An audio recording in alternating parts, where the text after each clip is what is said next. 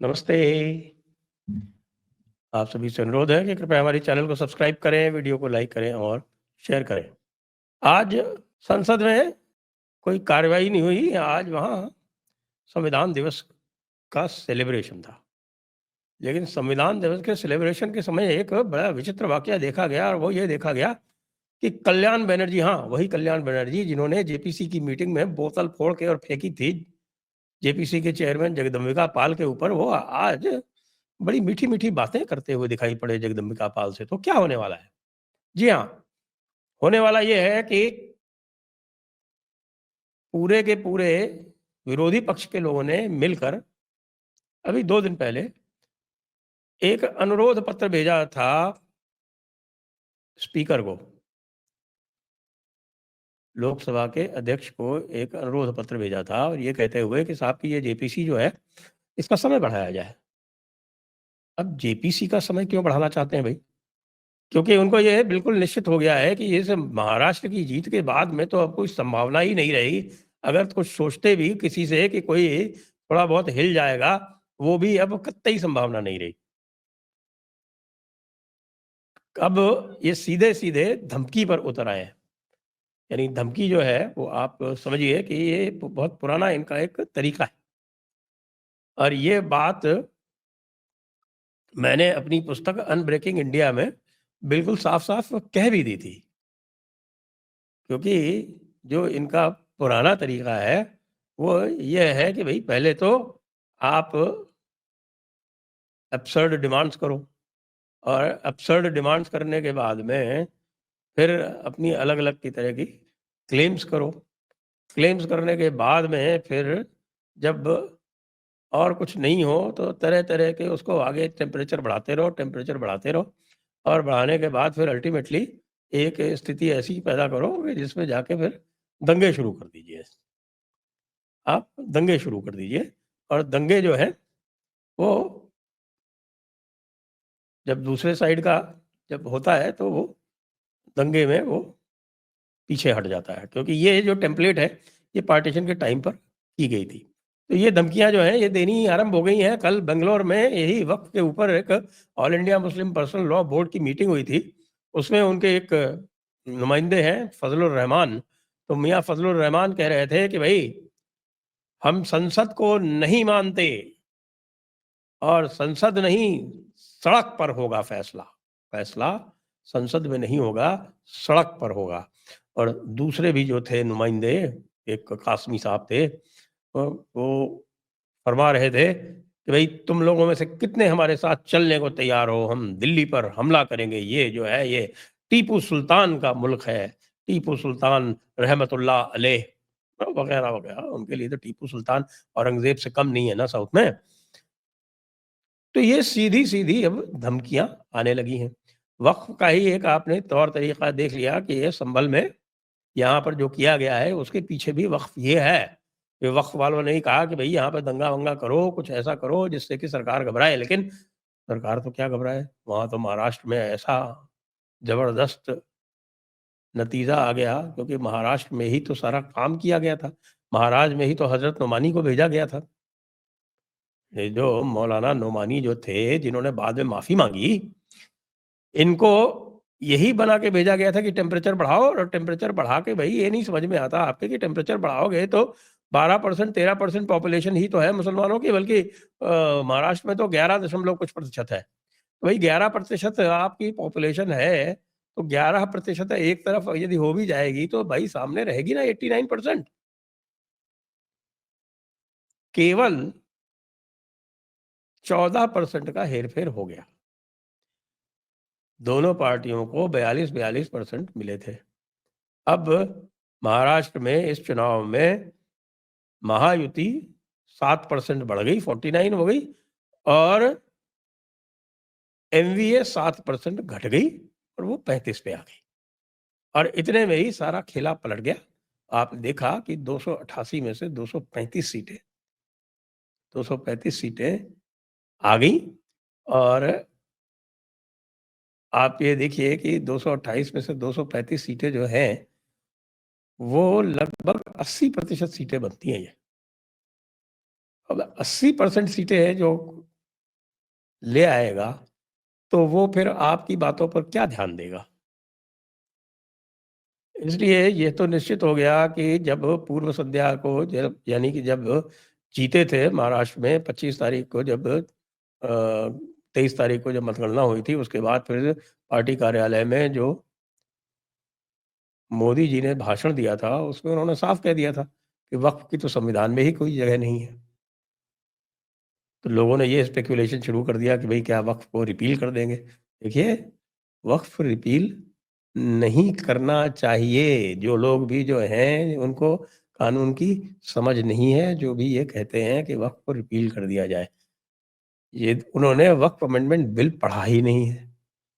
क्योंकि वक़्फ़ amendment bill में इतने सारे प्रोविज़न्स हैं, जो वक़्फ़ में ज़मीनें गई हुई हैं, उनको रिक्लेम करने के प्रोविज़न्स हैं।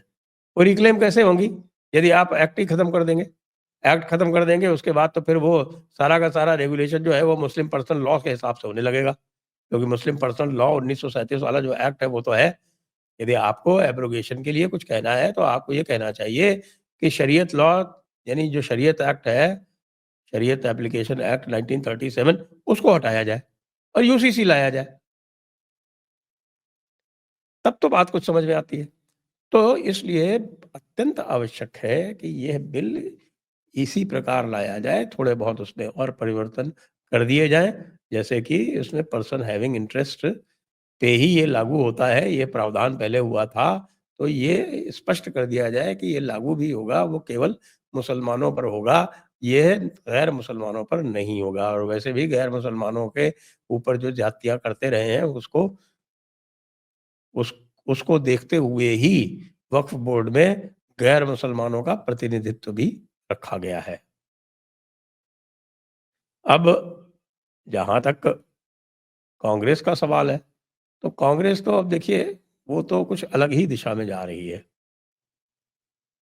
वो वक्फ के ऊपर इस समय कुछ बोल नहीं रही है, लेकिन उनके जो चमचे-चूमचे हैं ना, तो चमचे-चूमचे ये कहने लगे हैं कि साहब कि जब ईवीएम से जब तक चुनाव हो रहे हैं, तब तक हम चुनाव में भाग नहीं लेंगे।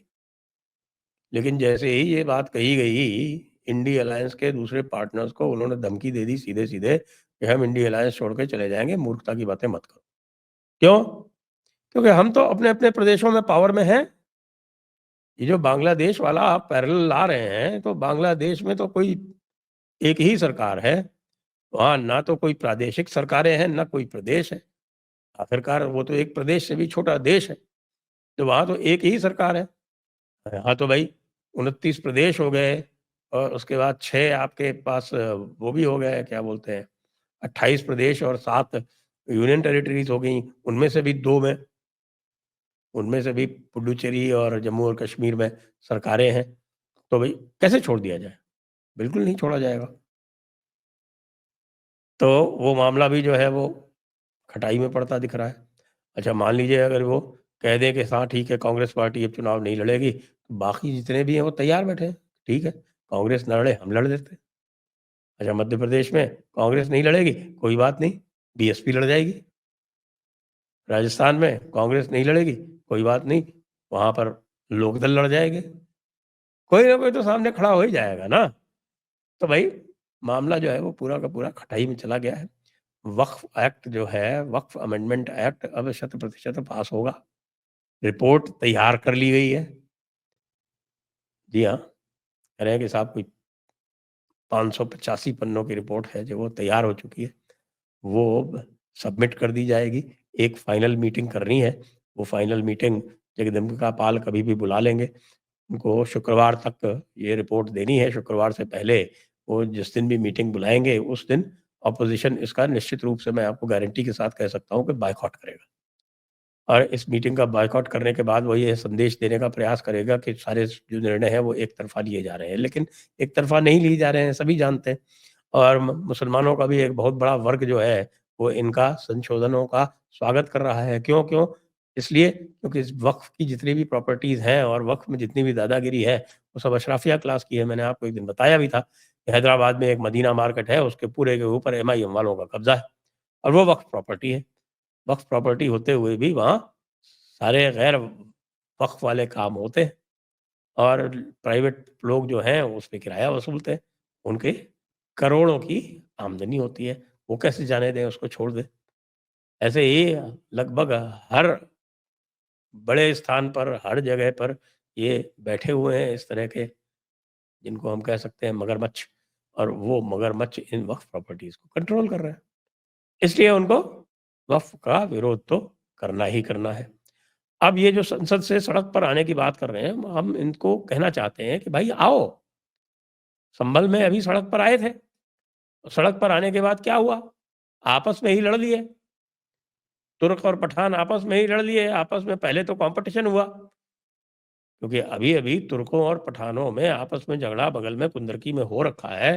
तो तुर्कों पठानों में कॉम्पिटिशन हुआ, तो एमपी तुर्क है और एमएलए पठान है, तो दोनों ने ये देखा कि भई कौन आगे बढ़ जाए, और दोनों में आपस में कॉम्पिटिशन किया। और जब कॉम्पिटिशन होता है किसी 2 मुसलमान नेताओं में, तो यही कॉम्पिटिशन होता है कि कौन कितना ज़्यादा ज़हरीला बोले। उस ज़हरीला बोलने के चक्कर में उन्होंने वहाँ दंगे करा दिए, और दंगों में प्राइवेट लोगों ने आपस में अपने-अपने बदले निकाल लिए। पता चला 4-5 पठानों की मौत हो गई। तो ये तो ट्राई किया जाएगा, लेकिन भारतीय जनता पार्टी जो है, वो ये दिखा रही है कि उनके ऊपर तो कोई असर ही नहीं पड़ रहा।